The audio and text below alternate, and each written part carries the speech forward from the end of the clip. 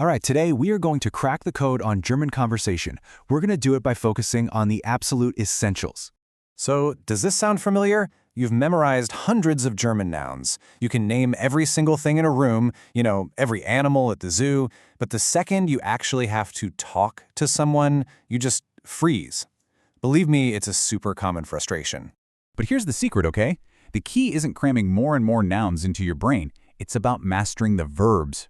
Verbs are like the engine of every single sentence. They're what bring all those nouns to life and turn your vocabulary into actual real communication. And you know what the best part is? You don't need hundreds of them. All you need is a core toolkit. And we're going to build that toolkit right now with just 20, only 20 high-impact verbs that will totally change your ability to speak German. So, let's start with the absolute foundation. These are the verbs you need to start to sustain and to understand pretty much any basic interaction. First up, sprechen, to speak. Just picture it. You're sitting in a cozy café in Berlin. This is the verb you use to say that all-important phrase for any learner, ich spreche Deutsch, I speak German. Or, maybe even more useful, to ask, sprichst du Englisch? Do you speak English? You see, it's the gateway to every single conversation. Now, don't let a conjugation table like this scare you off. Just look for the pattern. Notice how for you it's not du sprichst, it's du sprichst. That little vowel change right there is a super common pattern in German that you're going to see again and again. This slide here basically shows you the natural flow of a conversation. You sagen something specific, like you would in a meeting. You fragen to ask a question, like a curious student. You antworten to give an answer. And crucially, you zuhören to listen, like a therapist paying really close attention. And just like that, you've got the first 5 tools.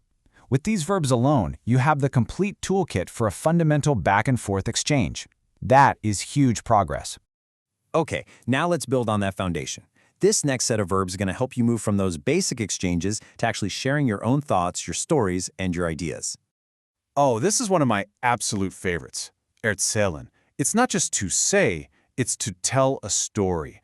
Think about friends sitting around a campfire, sharing tales.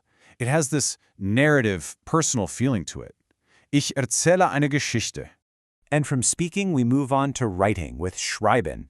This is your go-to verb for everything from just jotting down a note to composing a really important email or an essay on your laptop. Incredibly versatile and totally essential. And to add some real richness to your stories, you need these. Erklären is what a professor does at a whiteboard, right? Making something crystal clear.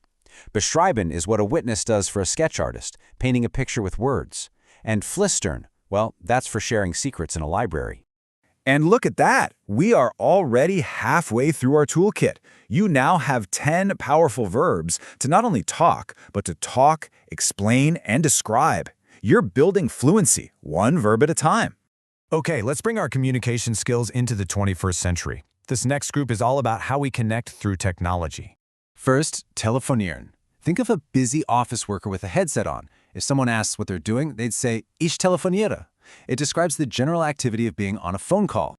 But what if you're the one making the call? For that specific action of dialing someone, you use anrufen. Ich rufe dich an means I am calling you. It's the action that starts the whole conversation. So the crucial point is this. You anrufen someone to begin the call, and then you telefonieren with them during the conversation. It's action versus activity, and that's a really key distinction.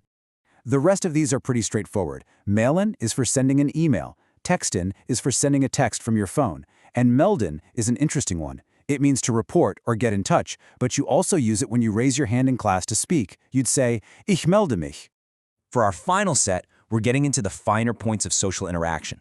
These are the verbs for debating, agreeing, and getting together. Let's start with rufen. Picture a bustling market vendor shouting, "Fresh fruit!" just to get attention. That is rufen, to call out or shout for someone in person. This slide highlights another really important difference, so don't mix them up. Unrufen is for a phone, while rufen is for using your voice across a room or a street. One uses technology, the other, well, it just uses your lungs. And to round it all out, we have diskutieren, for a healthy debate, zustimmen, to agree on a deal, widersprechen, to politely disagree, and my personal favorite, einladen, to invite someone to a party. And there you have it. Let's do a quick lightning round. Sprechen, sagen, fragen, antworten, zuhören, erzählen, erklären, beschreiben, schreiben, flüstern, telefonieren, anrufen, mailen, texten, melden, diskutieren, zustimmen, widersprechen, einladen, and rufen. 20 verbs, your complete communication toolkit.